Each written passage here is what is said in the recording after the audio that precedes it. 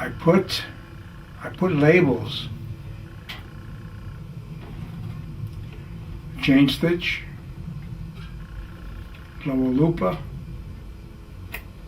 upper loop, yeah, sure, upper looper and right needle, depending on the configuration, center needle, and left needle. All right, that makes it easy for anybody actually. And then on this side, the book will direct you for each stitch how to set certain things. Like for example, it'll say ATD and it'll give you a letter, right? Automatic tension dial, which is this. When you rotate this dial, it sets the tension across these 5 things. I'm just going to move this.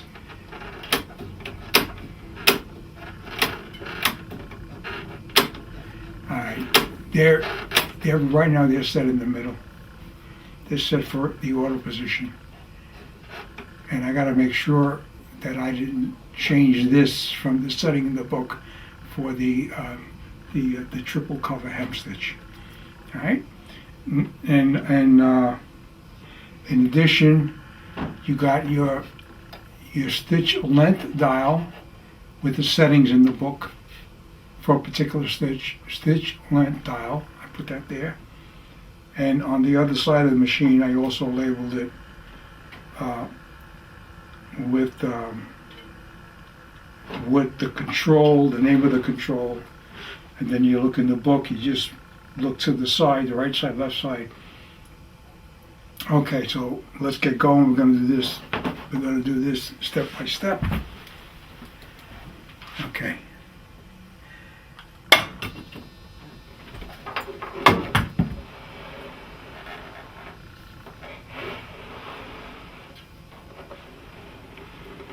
Alright, I'm going to be repositioning the camera.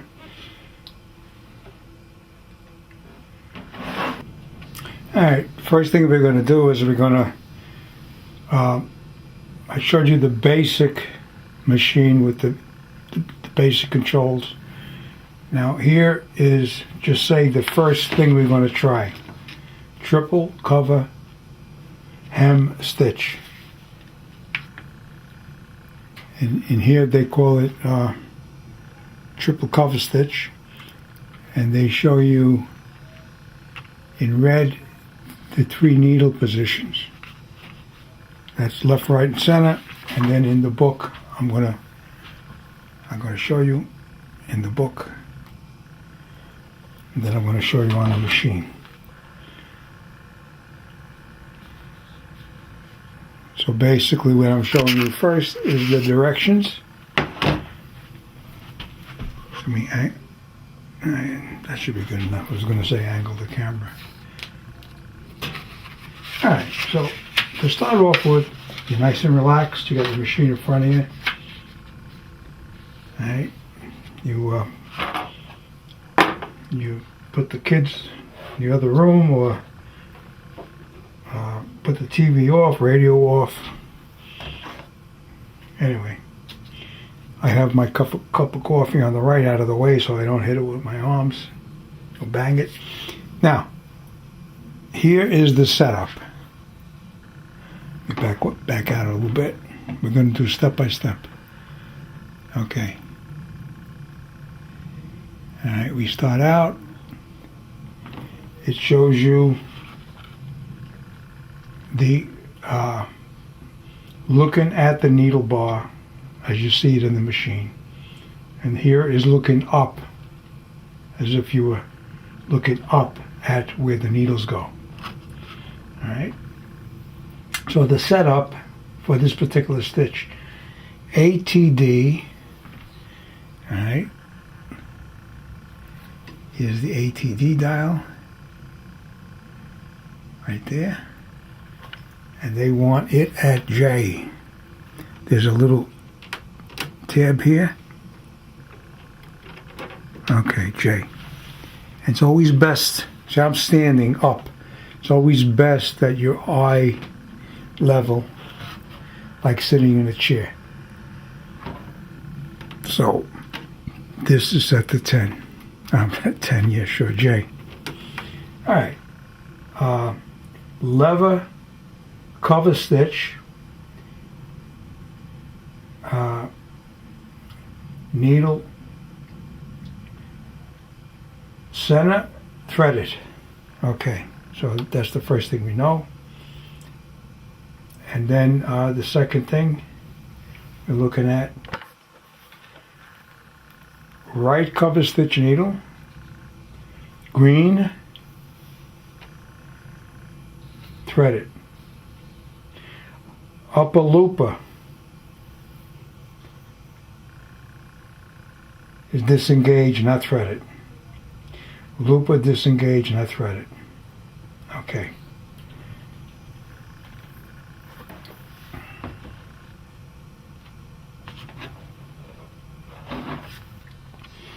All right. Upper looper disengaged, not threaded. Now the stitch we're doing is a cover hem stitch, and I want to show you something on the machine. I'll show you where that control is. All right. Now, it tells you here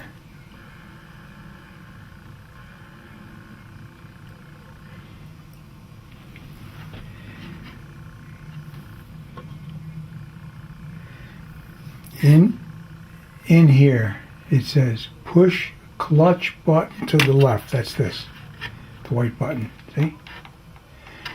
I turned the hand wheel to get this in this configuration like it shows you over there. See, you turn the hand wheel?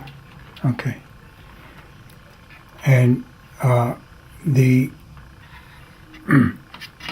says right here, button to the left and up for cover hem, which is what we want. To the left and up. Or to the left and down for overlock. So we're not doing an overlock.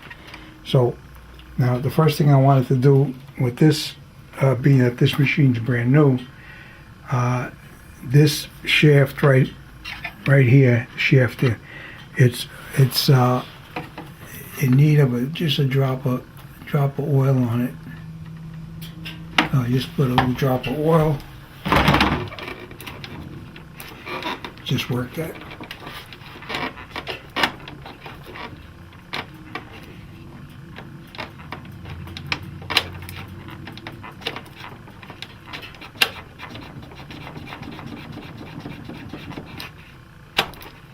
Yeah, it's stiff.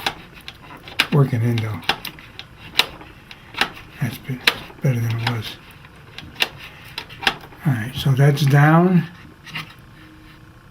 That's for doing an overlock, and we want it to the left and up. Alright, that disengages the upper looper. And I'm going to show you. That's the upper looper, and when I move that lever,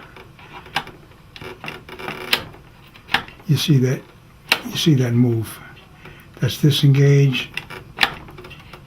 That's engaged. See, if I move this, okay, so we want it disengaged. You want it down, see? Doesn't move? Okay. So we got that set. Back to the drawing board over here. Spreader is not used.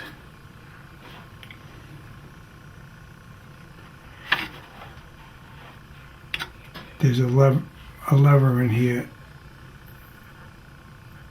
for my finger. They call that a spreader.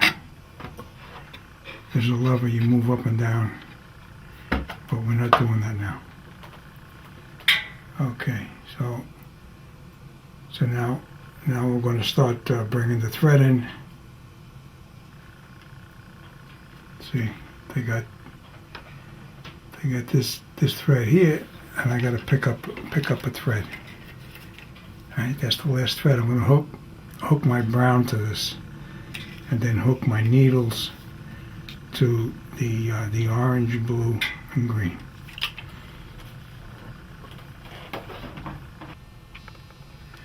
Okay, each of the threads that came from the fracture on that little card Alright, accordingly I hooked the green to the one that went into the machine, the light blue the one into the machine, the light blue, the orange the one in there. So now what I'm doing is I'm pulling above the needles, I'm pulling one at a time on the threads to get the threads to come down to where I am over here. Alright. See? I got one right here. Alright. So now what I'm doing is I'm pulling the next one.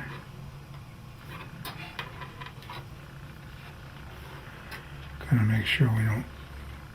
Alright, we're pulling the blue one now.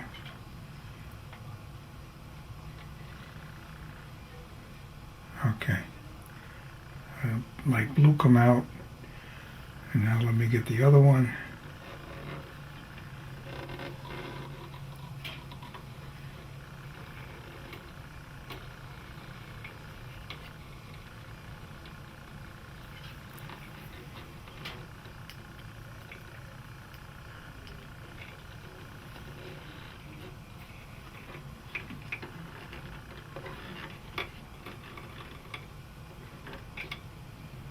Alright, that one broke. Okay.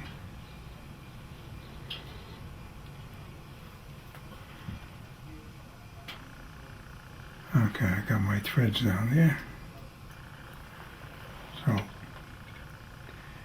now what I'm going to do, being that I got to thread the needle anyway, let me pull this out. With the cover stitch, I'll just tell you this real quick. With the cover stitch, you don't sew off the end of the fabric. With a cover stitch, you bring the needles right up to the end of where you want the stitch,